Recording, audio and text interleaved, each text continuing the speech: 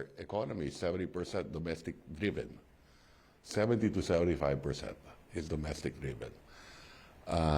Unlike, let's say, China and Vietnam, which are more, or even our neighbors in Southeast Asia, more export-oriented driven.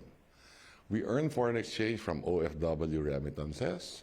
We have a trade deficit when it comes to goods. We have a robust BPO industry, and we feel that that will continue. In fact, there are more interest in investing in the Philippines, the BPO industry. Then you have tourism as well.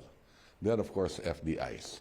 Hopefully, maybe Apple, if our Western companies invested in China, will probably move also to the Philippines, and we have a new law create more for that purpose. So you're targeting, aren't you? Yes. You're targeting those companies that have to move out of China or choose to move to a more favorable jurisdiction. That's correct. That's correct. We are now working on a free trade agreement with the European Union.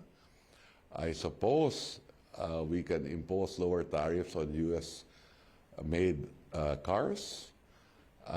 We're open to a free trade agreement also with the United States. And I would bat for a reduction in tariffs on U.S. vehicles. Would you be delighted? They'd be delighted on that. Sure.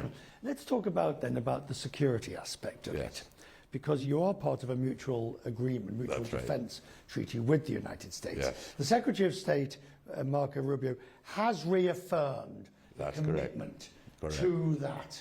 In the first week of the Trump administration. At the Munich Security Conference, yes. Yeah. In the first week, Secretary Rubio called our Foreign Affairs Secretary, met also with our Defense Secretary, together with your new National Security Advisor.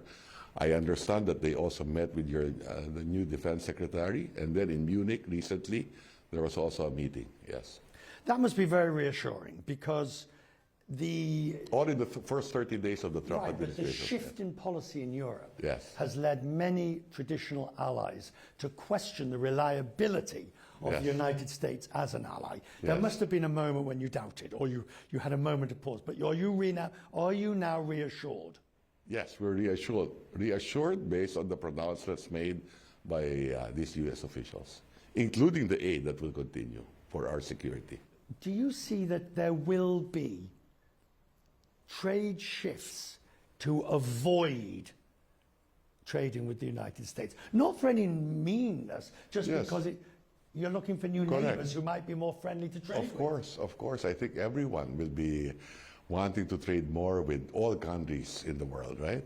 So like I said earlier, the Philippines, and I'm sure the European Union is interested to invest or trade with Southeast Asia, Southeast Asia being the fastest growing region in the world today.